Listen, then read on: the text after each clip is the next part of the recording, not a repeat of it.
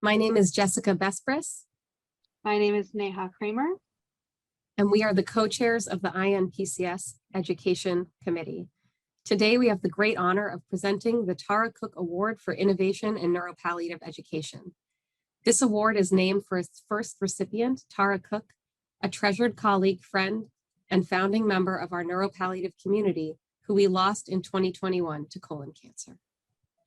In recognition of Tara's commitment to improving training in neuropalliative care, this award is granted annually to one early to mid-career individual who has demonstrated commitment to neuropalliative education, with a special emphasis on educational scholarship and innovation that bridges neurology and palliative care, enhances skills of practitioners in both fields, and advances the educational mission of neuropalliative care.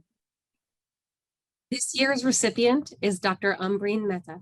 Dr. Mehta earned her master's in public health in 2011 and Doctor of Medicine at Georgetown University in 2012. She completed her internal medicine residency at Johns Hopkins Bayview Medical Center in 2015, followed by a fellowship in hospice and palliative medicine at the National Institutes of Health in 2016, and an additional fellowship in medical education at UCLA in 2020. She is currently an associate professor in the Department of Internal Medicine at Johns Hopkins Bayview Medical Center, and associate professor of neurology at Johns Hopkins Hospital. Early in her career, she developed a passion for neuropalliative care and has dedicated much of her clinical, research, and educational efforts to advancing the field. At UCLA and Johns Hopkins, Dr. Mehta has provided high-quality inpatient and outpatient palliative care to patients across the spectrum, with a specific interest in the clinical needs of those with ALS and severe acute brain injury. This focus is evident in her research as well, as she has published several original papers on the inpatient and outpatient needs of patients with ALS. Most notably, she has published several original papers on primary neuropalliative educational needs for American learners in general, and specifically neurology residents and neuro-oncology fellows. These papers have served as foundational works in the neuropalliative care educational literature and are highly cited by other experts in the field. She has additionally collaborated closely with the Journal of Palliative Medicine to publish numerous top 10 tips articles on neurological topics, which serve as an educational resource for palliative care clinicians caring for patients with neurological diseases. In addition to publishing on neuropalliative care educational topics, Dr. Mehta has been invited to present on a myriad of neuropalliative care topics at institutions across the United States and internationally, and at annual meetings for several professional societies, including the American Academy of Neurology and the American Academy of Hospice and Palliative Medicine. She co-authored 2 neuropalliative care modules for the EPEC neurology curriculum. At her home institution, Dr. Mehta has had the opportunity to educate learners across the clinical spectrum, including neurology residents, neuro-oncology fellows, internal medicine residents, geriatric medicine fellows, and geriatric psychiatry fellows. In the last several years, Dr. Mehta has taken on several national neuropalliative care leadership roles, including at the American Academy of Hospice and Palliative Medicine and the INPCS. She's a fierce advocate for her patients, her colleagues, and the fields of palliative medicine and neuropalliative care. Her most recent published work, a letter to the editor for JPSM entitled Specialty Palliative Care, No Apologies, seeks to empower palliative care providers to own the unique and critical impact they have on patient care. Dr. Mehta's work has shaped the landscape of neuropalliative care education, and for that reason and many others, we are thrilled to present her with this award today. Congratulations, Dr. Mehta.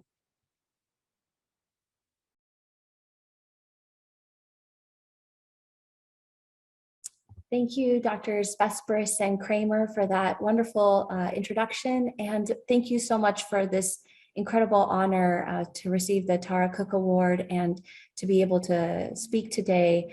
I'm very grateful for it. It's a huge honor. Thank you for joining me for my talk today about neuropalliative education across communities. I hope that by the end of this talk, you'll be able to identify the different members of our neuropalliative community. that you'll be familiar with the current published literature on palliative care education for neurologists, that you will understand the existing methods for clinical integration and clinical education, and that you'll be inspired to use social media and other forms of public messaging as means of education. So you might be wondering why I chose this title of this talk, The Lotus and Cross-Pollination. I thought it describes the journey of education in INPCS and neuropalliative care. As you know, the logo of INPCS includes a lotus flower, as you can see down there on the left of the slide. And in our conversations about what the logo will represent, we talked about what palliative care for neurological diseases means, what we want others to know about it, and began thinking about our messaging and education plans. And the sharing of ideas and integration of palliative care into other fields, such as neurology, seemed to me like the cross-pollination of flowers. We wanted our design to represent the struggle of those living with diseases and the beauty that can be found in healthcare and with the support of community. The lotus plant is extremely resilient. It grows in elevations as high as 4,600 feet. And the plant is very pervasive. It's found across a large geographical range from China to India to Africa and the Nile River. Similarly, palliative care is resilient, always present with patients and pervasive across diseases. The lotus has to grow in muddy waters. That's where it gets its nutrients. And when it grows out of those waters, its petals are beautiful and clean. And palliative care grew out of suffering, like the muddy waters. And its ability to find the beautiful parts that we call quality of life is like the beautiful flower that pushes its way out. So the lotus seemed like the perfect symbol to represent neuropalliative care. And we've come a long way in the field, but now we need to grow and we need to tell people about the benefits of palliative care for neurological illnesses. We should also ask ourselves why education matters so much. Education can help non-palliative care specialists learn how to practice palliative care. This is important because there aren't enough palliative care specialists like myself out there, but there are a lot of benefits that still occur when palliative care is provided by a patient's primary healthcare team, like their neurologist or primary care doctor. Palliative care provided by anyone improves the quality of care given. Learners have repeatedly reported increased confidence and satisfaction in their abilities to care for their patients once they've had training and education in palliative care skills. If education leads to increased palliative care services, patient-practitioner relationships can be strengthened, which leads to less fragmented care. And once others understand the need for and benefits of palliative care by practicing it themselves, they can be stronger advocates for getting more resources. So for example, neurologists may be more likely to refer their patients to a palliative care specialist when they may not have done so before. Or leadership may be willing to hire more palliative care specialists when they didn't think it was important or going to meet their bottom dollar.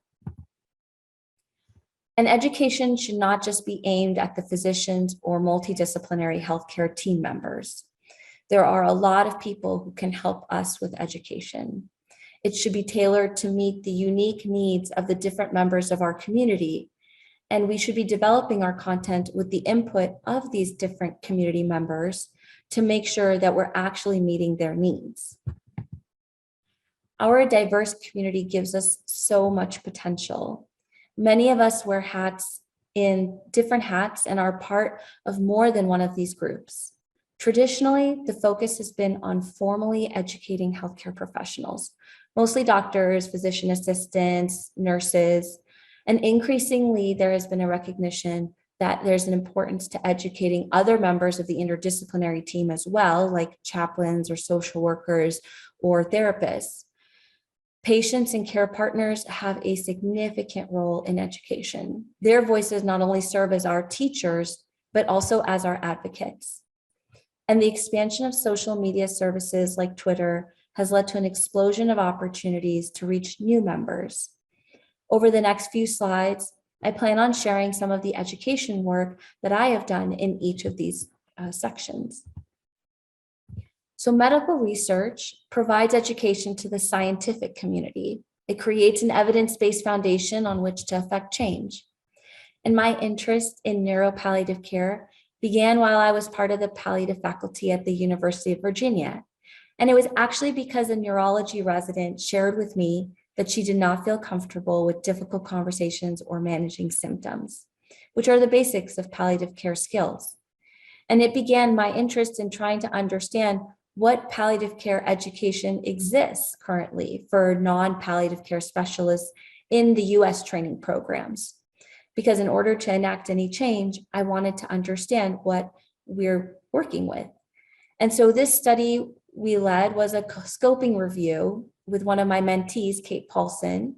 We reviewed the available published literature across all medical special residencies and fellowships in the US. And in our search, we found 85 studies that met the final selection criteria, starting in 1983 and ending in 2019. As you can see, the representation of neurology and neurosurgery residencies was very small, highlighted in the green box on the left. And it was really not present in fellowships, which you can see on the right-hand side. What this suggested to us was, firstly, education is happening in many specialties, but there is room for improvement. And secondly, if there are more programs teaching palliative care, they're not publishing about it, or they didn't meet the criteria based on our study inclusion criteria. So programs were mostly focused on educating learners about communication skills, such as leading difficult conversations, advanced care planning, goals of care, or breaking bad news. The second most common topic was symptom management, like managing pain, dyspnea, constipation. Psychosocial and spiritual support were really taught infrequently, and they're some of the most important parts of suffering that our patients experience. Most programs use didactics or lectures to teach palliative care, which is a passive form of learning, but it's also much easier to implement, especially with limited resources. So then I chose to focus in more detail about the palliative care education available for neurologists. Tara Cook, for whom this award was created, focused on the quality of education from the learner's perspectives. Her study found that the residents found this education important and wanted more of it. But most of the education they currently receive is, again, passive in form. They're either being observed without receiving feedback, or they're observing other more experienced practitioners, again, without getting to try it themselves, or in doing so without receiving direct feedback or conversation about that interaction. So I wanted to understand the perspectives of the education program directors, because that would allow us to find ways to make meaningful changes to the existing program structure in order to know how to enact structural change. We needed to understand whether the leadership would be willing to let us make those changes, and what kinds of changes would we want to ask for. So we surveyed all US neurology residency program directors or assistant or associate program directors of programs that had active residents. In the US, this was 142 programs, of which 48 completed the full survey. In a separate study, we surveyed all US neuro-oncology fellowship program directors or assistant or associate program directors. Of the 26 programs that exist and have fellows, 17 completed the survey. And of these programs, 18% offered no formal palliative care education. In both studies, we found that the program leader's opinion on whether a topic was important to teach was linked to their own comfort level. So they were more likely to believe it was needed if they themselves felt comfortable with that topic. So you can see here on the left and on the right, communication and prognostication were the two most common domains taught in residencies and fellowships. And that mirrored the leadership's comfort levels with actually doing those two domains themselves in the clinical context. What this suggests is one way of changing what's taught to future learners is by influencing the current practitioners and educators. That's not always so easy to do, but it's something to be aware of. So we also asked leadership to identify which methods of education they currently use. Most reported using formal didactics as the primary means and an elective rotation with palliative care specialists as the second most common method. These two methods seem to put the least burden on programs. We also asked leadership to tell us which teaching materials they thought were most impactful for their learners.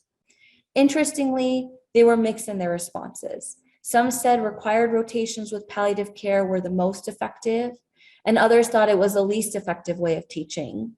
Self-directed education, like self-directed reading or an elective rotation, was also thought to be the least effective. But this suggested to us that each program has a different way of teaching and that there's not one way of providing meaningful education.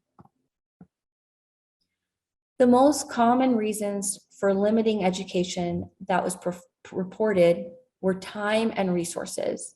And one way to address both of these barriers is with pre-developed teaching materials.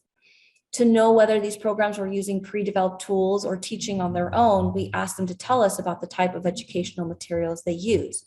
For example, materials developed on their own, as you see in the second column, the end of life and palliative education curriculum out of the Northwestern University, Fast Facts, which is an online free tool. There's an educational program for nurses and programming through the American Academy of Hospice and Palliative Medicine and the Centers to Advance Palliative Care. What we found was that most programs use no pre-made materials. This means that the burden falls on the program to develop their own materials and suggests that the programs are working in silos. And potentially being aware of other pre-made materials could help decrease the amount of burden that the program has to actually implement this education. So the 4 studies together that I just talked about suggest that while neurology learners do want more education, and the program leadership agrees that palliative care education for their learners is important, there is variation on how programs provide that education and what they actually believe should be taught. There is a lack of standardized requirements for what palliative education neurology learners should have. At this point, when you look in the pre-developed curriculum materials and guidance for neurology residency and fellowship programs, the only guidance they have is to include some form of palliative care education. And that's the extent of what the description is. So this allows for flexibility for each program to develop education with the resources that they have, because not all programs have the same number of resources available to them.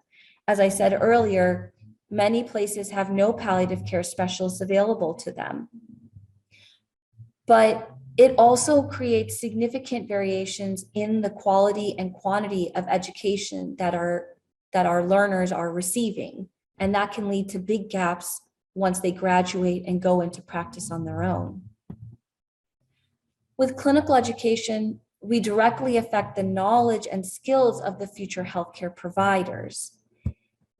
And so I'd like to use our own program at Hopkins as an example of a curriculum and a way to do clinical education and not just research on clinical education. We use multiple educational tools to teach various palliative care domains to our non-palliative care specialists. Every internal medicine resident, and that includes every first-year neurology resident, pulmonary critical care fellow, geriatric fellow, is required to take our communications course, which is called the 3-Act model. It was developed by our program director, Dr. David Wu, and I'm one of the certified trainers for this course. We use a pre-recorded video to teach basic communication skills. And that's actually a form of self-education as our learners watch it on their own. But it also saves time for our learners, for our trainers, because it's pre-recorded. And then we provide them with a pocket guide, which you can see here on the slide. This image is included on one of the sides of the card, and then there are more detailed instructions on the back. Again, another form of having self-directed learning, but this is used in conjunction with the formalized training that we do. We then lead a 2-hour guided role play session with each learner. The learner gets to either be paired up with one of the certified trainers or with one of their colleagues, and one person plays the physician and one person plays the patient or family member, so they can feel both sides of that conversation to understand what patients or care partners feel like when they're having these communication conversations with them. And then we do formalized dedicated feedback with them that's structured so they can understand how to improve in real time. In our studies of this model, we found this communication curriculum to be effective and satisfying to our learners across all the fields that we've taught. Other programs have also found this to be beneficial and have adopted the curriculum from us. We also lead formal didactics. For example, there's an evidence-based medicine curriculum held by and led through the internal medicine residency program that again includes the first-year neurology residents. And in that, I teach a course on pain management, including specialized complex pain management skills. And lastly, we have a required and elective rotation that we offer to our learners that includes both an inpatient and outpatient curriculum. And I'm the course director or the site director for this rotation. We have geriatric psychiatry fellows and hospice and palliative medicine fellows who are required to do this rotation. And then internal medicine residents and geriatrics fellows can choose to do the rotation with us. And we've seen a large increase in the number of requests over the last few years, suggesting that the learners are really getting benefit from the rotation and that they're telling each other about it. After I joined the faculty here at Hopkins and began working with our neurology colleagues, and in many conversations with them, our neurology colleagues realized the recognition for education for their learners as well. And so this last year, we've partnered with the Neurocritical Care Fellowship Program and the Neurocritical Care physicians and nursing faculty to develop a formal curriculum. Over the last few years, a number of international neuropalliative care experts created a didactic curriculum for neurology in partnership with the existing series that I mentioned earlier called the End of Life and Palliative Care Education Curriculum that's out of Northwestern University. And I had the pleasure of writing 2 of these modules. We've incorporated this pre-existing course into the Hopkins Neurocritical Care Fellowship's weekly didactic series. And we have palliative care specialists and neurocritical care experts who present. And they also have invited guest speakers from other institutions as well. We're able to do these didactics virtually. Here you can see me in the middle of the screen giving one of the talks on prognostication. And the sessions are really interactive.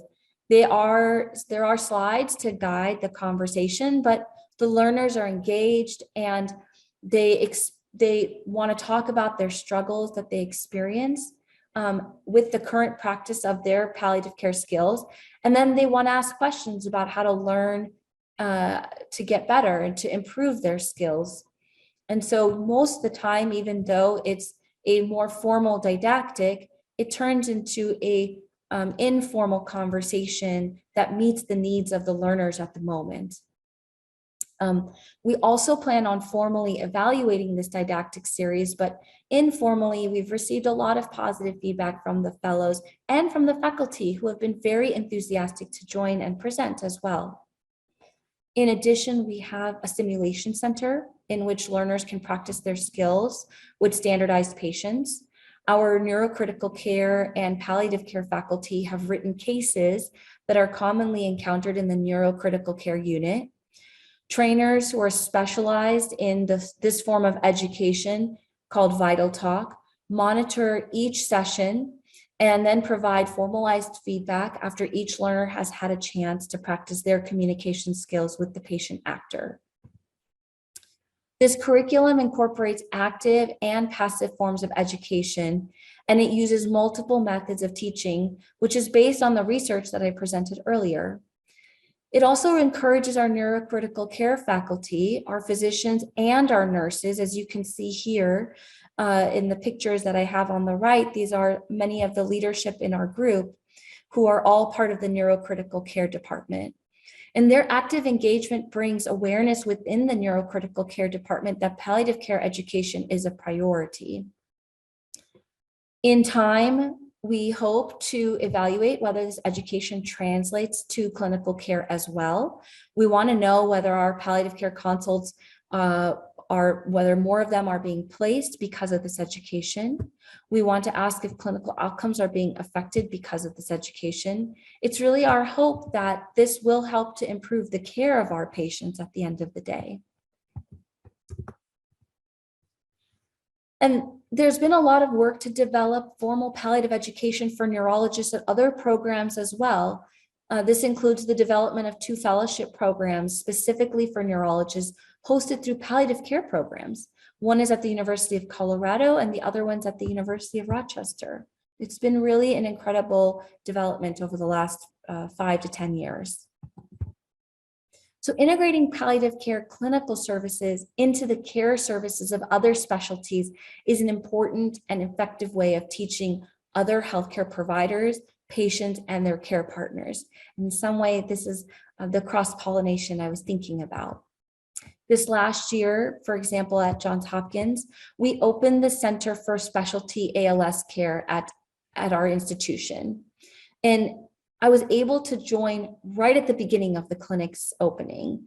I was able to create and define my role using my expertise and experience from my role as a palliative care physician in the ALS clinic while I was faculty at the University of California in Los Angeles. And to support the benefit of my role for the clinic, I shared my prior research that showed that having a palliative care specialist in the clinic helps improve clinical care for people with ALS. But then I had to move beyond the data. And one of the first questions I received from my team here at Hopkins when we were setting up our new center was, what is it that you actually do? And they loved palliative care. They were very excited to have me, but they still didn't really know what I did. And it wasn't until I showed them by seeing patients and partnering with them clinically that they really began to understand. My presence in the clinic allows my colleagues to directly see the effect of my work for their patients and for the patients' loved ones. We sit together in the workroom, and after the visits, after they see the patients, they come back to me excited to talk to me about the palliative care needs that they've identified, and emphasize how much that patient and care partner needs a visit with me.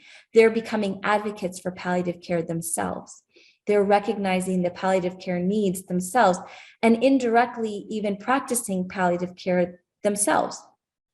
Their referrals increases access to palliative care, and then they're more likely to encourage other colleagues to refer their patients to me. And as part of the team, I get to control the narrative. In the clinic, they call me the quality of life team. So I'm not supportive services or hospice. This description allows for me then, when I see the patients, to call myself a palliative care physician because they understand that I am going to help with their quality of life. And it doesn't strike fear in their hearts the minute I walk in the door. In the description on the website, they use the same phrasing. And that's another form of education, because every description of palliative care online can help shape the understanding of what it is and make patients less afraid of asking for it or using it when their doctors refer them to us. When I sit down to see patients, one of the first questions I ask is, do you know what palliative care is? And usually the answer is no, or they say they think they do, and it's usually a description of hospice. And when I explain that it's different, that it's quality of life, they're almost always relieved. Or if they don't know, I get a chance to tell them that when they go home after our visit, they're going to Google search the words palliative care, and they'll probably come across the words hospice or end of life. And I've had the opportunity now to be the first touch point with a proper explanation of what we do.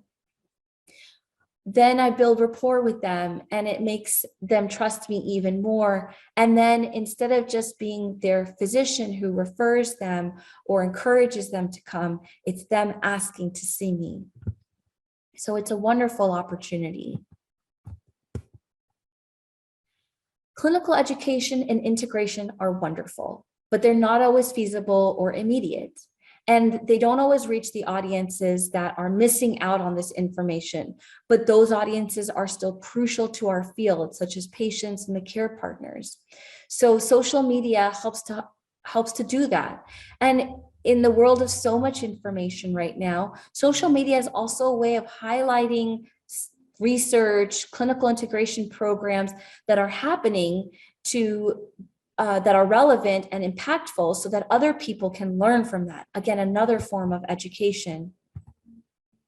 So we need to be creative and think about education as one of these ways, and social media is another form of that. Our INPCS social media team, led by Max Armet, who is a speech language pathologist in Brazil, who you can see here, he posts information about relevant events and the most up-to-date literature and announcements using our Twitter account. And many of you, I hope, who are followers on our account have seen the great announcements and information that go out to keep us all up to date. In this world of so much information that's moving so fast, tweets bring attention to the work that people are doing and allow actually for interactions and conversations that would not be possible in any other way.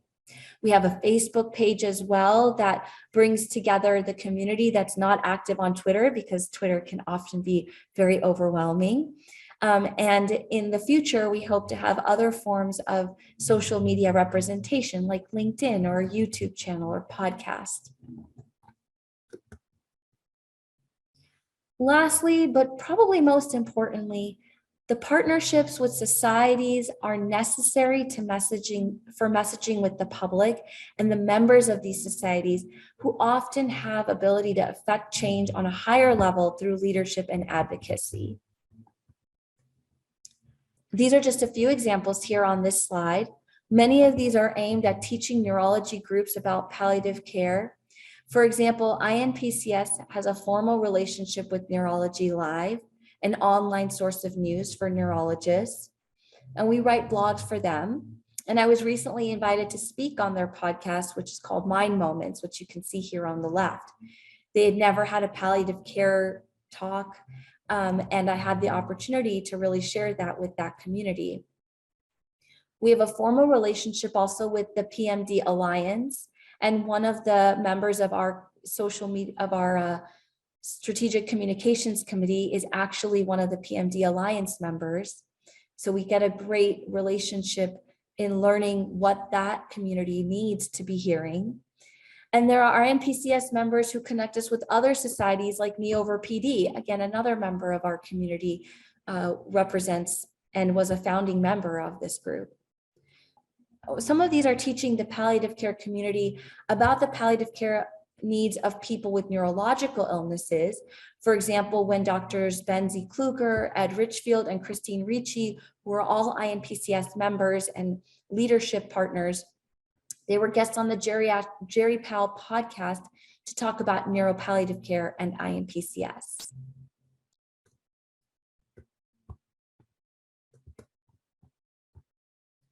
So before we end, I want to take us back to the idea of the Lotus. I hope the examples I've shared today demonstrate how each of us is an educator for our different community members. Palliative care, our Lotus, can help improve the quality of life for people with neurologic illnesses. And we must make sure that everyone has access to some form of palliative care during their journey. This quote was used as a metaphor for the Lotus, and I think it beautifully parallels to the work we do in palliative care. It says, and so our liberation is actually not about transcending or distancing ourselves from trauma or pain and suffering, but it is to acknowledge how we can transform ourselves, our community, our nation, our world from all that pain. I hope from this talk that you'll take away that many of our neuropalliative care communities need education, that untraditional methods of education can be very powerful, that existing methods of education for neurology learners can be improved, and that all members of our community are educators. Thank you so much.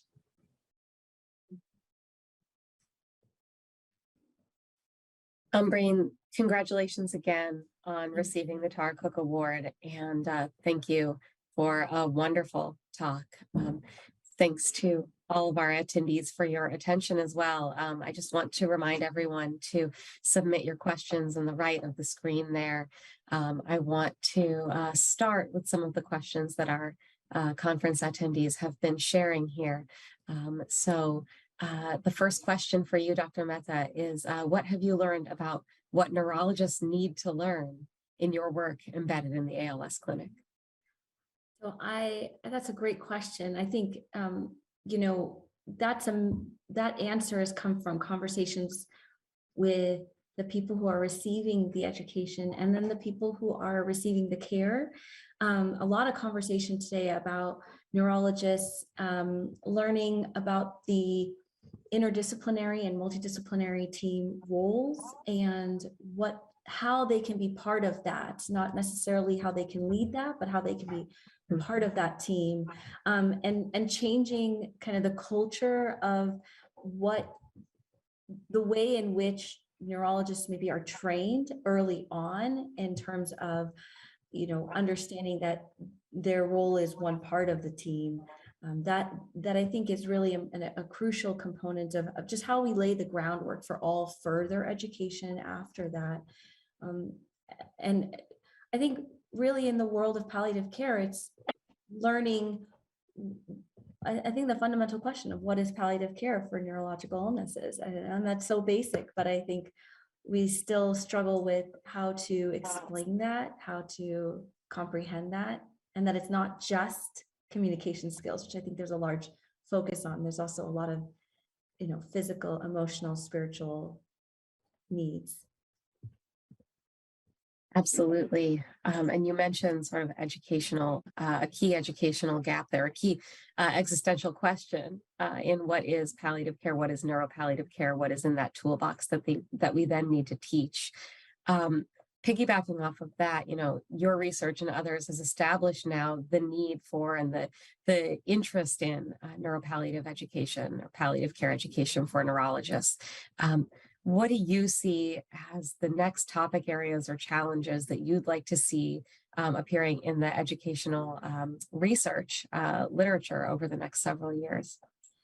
This is a great question. I was so excited about this because I think, you know, and I'm going to, you know, I think really integrating what are the components of palliative care that are needed, and then how do you, you know, it kind of gets at the fundamental two components, right? What is needed and how do you teach those things? So what are exactly the education metrics that we want for our learners at different stages? That includes information on, you know, skills. So both components of information, knowledge, and skills in psychosocial spiritual distress and communication, right? So those are the two, I think, majors. You know, if you think about a palliative care specialist, a secondary specialist, you know, when I introduce myself, that's what I say I can do for somebody, is I have those tertiary skills. So that's what I want. I would love to have my neurology colleagues know how to do those things for first line and second line. And so I think those are, within each one of those categories, there are gaps in terms of the symptoms and the knowledge. I think it's knowing I think the physical neurologists that I've worked with have extremely good knowledge about symptom management, physical symptom management. And I think that's including everything from sleep or, secretions, pain. Most of the neurologists that I've met are excellent physicians that way. It's things like anxiety, depression, existential distress, spiritual care. Those are actual, not just, those are separate from the communication things. Those are spiritual, those are skills and knowledge that I think that I would love to see addressed in the next 5 years, from a symptom and knowledge, tangible skill set outcome, if that makes sense. It absolutely does. Thank you. And it sounds like we have a lot of work to do in, as ourselves as educators, and especially in working with our IDT members and others to promote a more well-rounded palliative care education experience, remembering those psychosocial and spiritual aspects and how critical they are in palliative care education, how those should not just be a side thought, but really front and center in the educational experience. Yeah.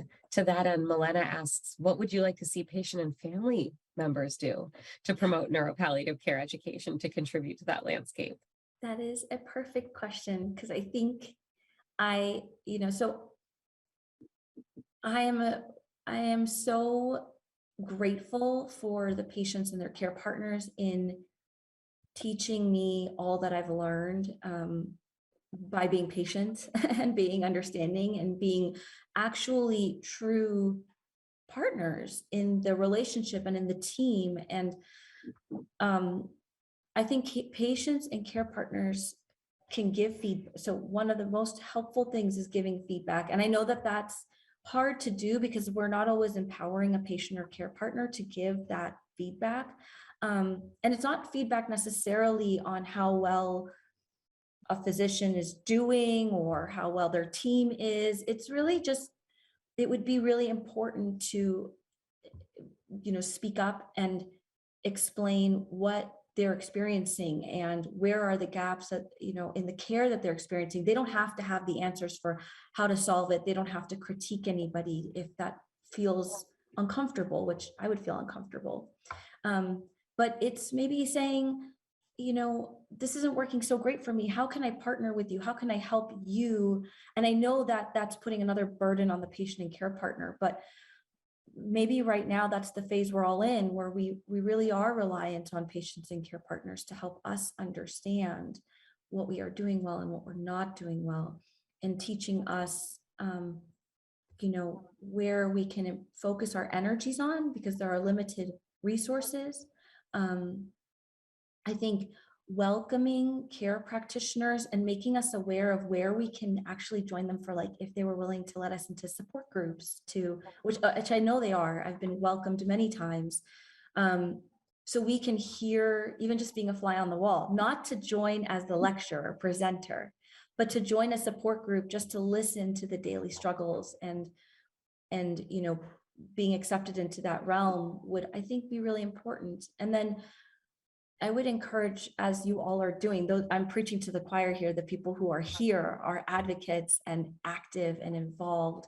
But it really would be wonderful for you all to guide your friends, your neighbors, your colleagues, your patients in the waiting room while you're sitting and waiting for an appointment, to say, hey, come join the INPCS, or get involved in your local chapter of whatever group you believe in, so that you can be heard and represented and problem solve together. I think that those are really important roles that no one else can do, only patients and care partners. Thank you, Dr. Mehta. I think you really touched on that important balance we have to strike of empowering and learning from patients and care partners while not overburdening them with our needs in understanding them. And it's such an important and delicate balance to try to strike. Yeah. And also identifying that power dynamic that we need this feedback from patients and care partners, but in order to receive it, we have to create a comfortable environment and break down some of the barriers that come from that sort of built-in hierarchy of doctor and patient. Yeah. So really important challenges there to improve the way that we provide care and provide education. I'm seeing a question that you mentioned in your talk, the lack of standardization in terms of inclusion of palliative care in educational programs nationwide.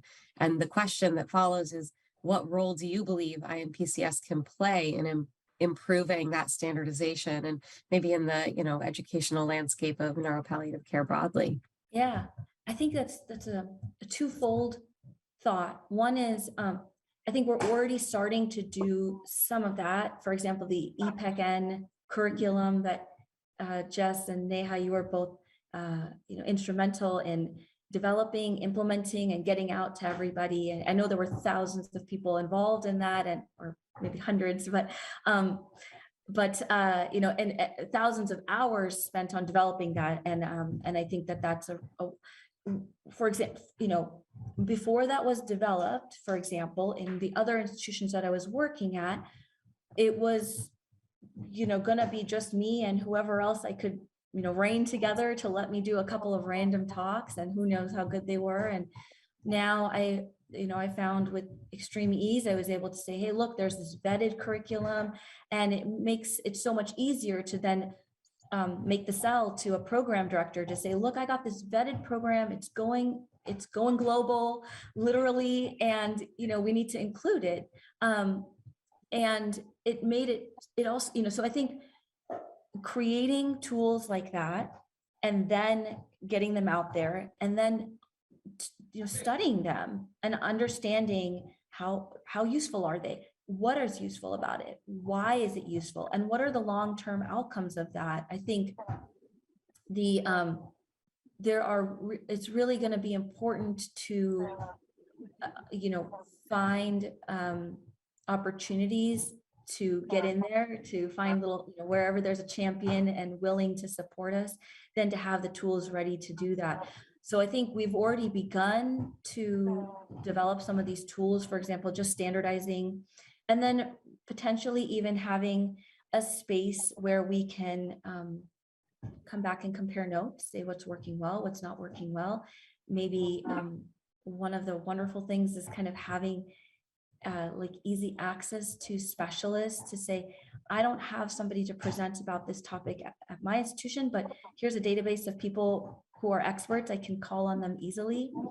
And I think one of the cool things that we could do is maybe in the next steps, train up our patients and care partners to do some of the education as well, so that then we could have panels with patients and care partners, or at institutions for the learners, or have lectures given by our patients and care partners as ambassadors. I think that would be a really great next step in how our community specifically could support education. I love that idea. As I was brainstorming questions for this session, I was thinking about, well, how do we empower more neuropalliative educators? What do we do at all these centers that don't have neuropalliative experts ready to give these talks? And my gosh, I love the point you just made. Just by virtue of having patients and care partners living with neurological illness, these experts exist at every center that is taking care of them. Yeah. And it's really about elevating those voices and seeing them truly as they are, as our most critical educational resource. So thank you for that. Yeah, absolutely. And the other part is branching out, remembering that it doesn't have to be anybody within your neurology department, your palliative department, spiritual care. If you don't feel comfortable talking about a spiritual approach to care, or your chaplains, every hospital has chaplains, has nurses, has social workers. Get them involved, and call on them to say, I would really love for you to talk to my colleagues about this. And I've never been turned down by a nurse or a spiritual care provider because they don't, it's potentially a really important voice that we can really use. So I think that there's all these untapped resources for groups who don't have palliative care doctors who are able to, contribute. It all just comes back to expanding our definition of who's an educator and Yes. reaching out to those in other departments or other disciplines who can teach us, realizing that we all can find those resources at our centers, even when there isn't someone labeled a palliative or neuropalliative expert at that center. Yeah.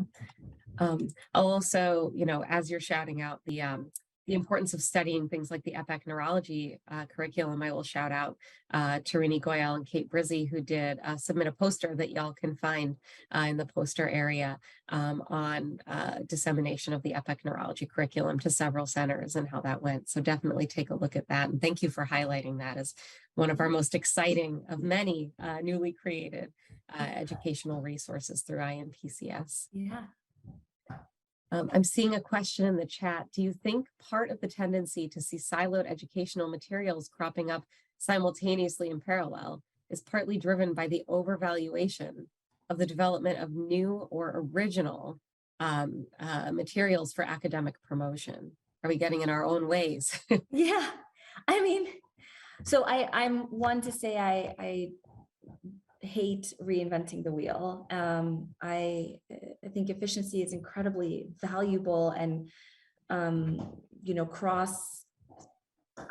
this goes back to the age-old, collaboration is the best, and that really is true. I think collaboration is going to be our strength in the burgeoning of this field, because the reason INPCS developed in the first place was because everybody wanted more collaboration, and we were a small group doing the same education, the same advocacy across multiple institutions or across multiple platforms, and I think that that in and of itself is exactly why that would be ideal, right? It would be ideal to not develop new stuff, on our own. That being said, I think the one value, the kind of devil's advocate, is every place is different. Your needs are going to be different, and your resources are going to be different. So, like, I will say there's, like, for example, at our institution, we have the ability, the easy access to the Sim Center to do simulation modules, right? So that from my own research, didactics alone are not the best way to educate. We need some more than just lectures. And so, but then I wouldn't have been able to do a simulation center, for example, component if I weren't at the institution I'm at. And you got to work with what you can. So I do see a value in having, a reasonable variation or ability to adjust existing tools to accommodate for, and sorry, the lights are kind of going, I didn't realize how dark it was going to get, so I'm like fading out here. I guess these are technical things I need to think about, but I would say that I know I'm melting here. So I think the beautiful thing about having variation is the flexibility, is the ability to meet your needs. And if you're going to match the people that you're taking care of, if you're going to match those needs, you have to have flexibility. So I think it's ideal to maybe think about how those opportunities could be used, and then adjust, and maybe having tools like that could be another thing that we could work on, right? Is creating tools that can be flexible enough, like EPEC is, to implement elsewhere, or maybe packages that you could take pieces of that are more than just one component. So that might be the next phase of our work.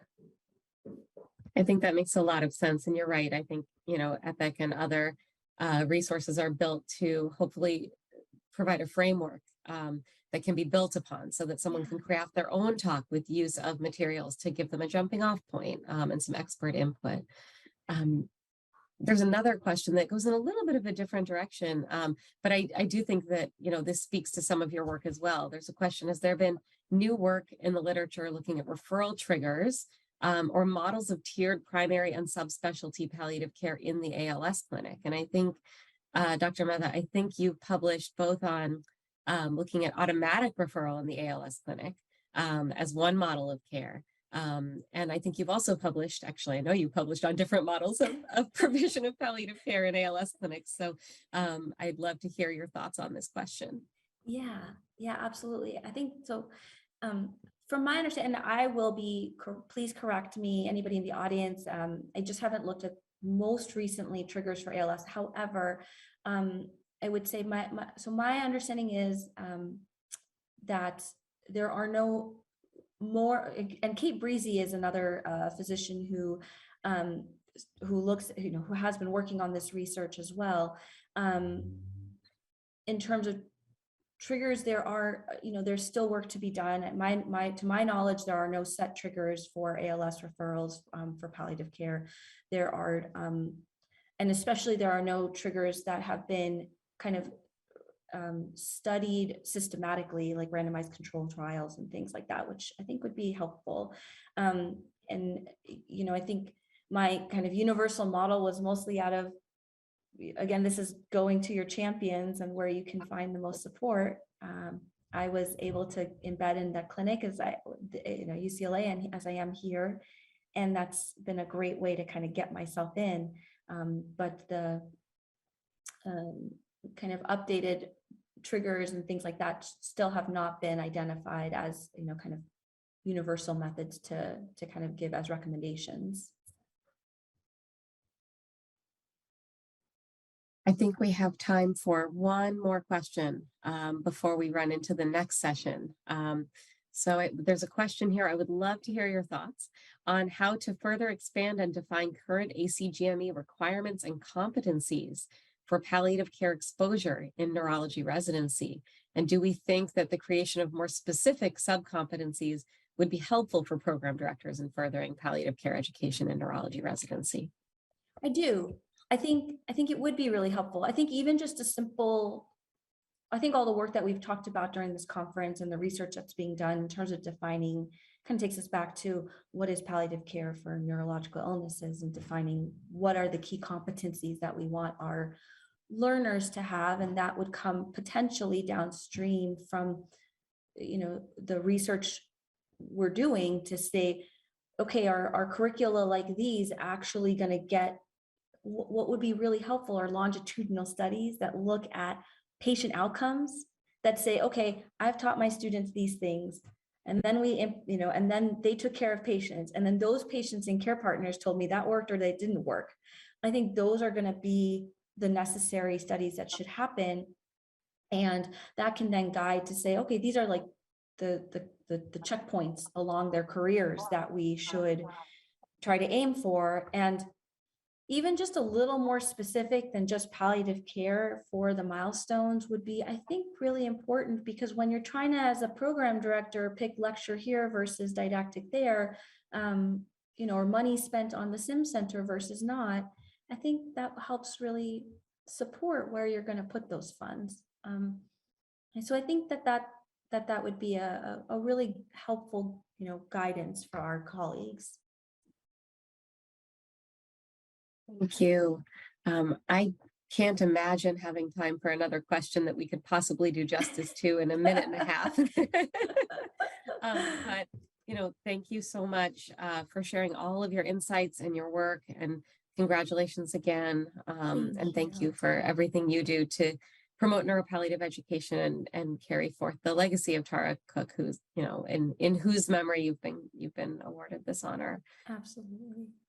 Thank you for this opportunity. I'm more excited about the conversation than anything else. And I think I'm the last session of the day, so everyone gets to hang out after this or grab a drink, but thank you for joining and sticking with me so late. And I will remind everyone that if you want to grab a drink during a meet and greet, we are about to begin. Yes, the meeting committee will have a meet and greet that starts in about 30 seconds, and the membership committee is also having a meet and greet. So both of those are opportunities. They're not educational sessions, but they're opportunities to network and to meet some of the committee members and learn more about getting involved. And then you're right, the next educational session will begin tomorrow morning at 8 a.m. Eastern. So yes, your light does appear to be fading, and it is time to move on to those meet and greets. But what a privilege to be here with you, Dr. Mehta. Thank you again, and thank you all for your attention.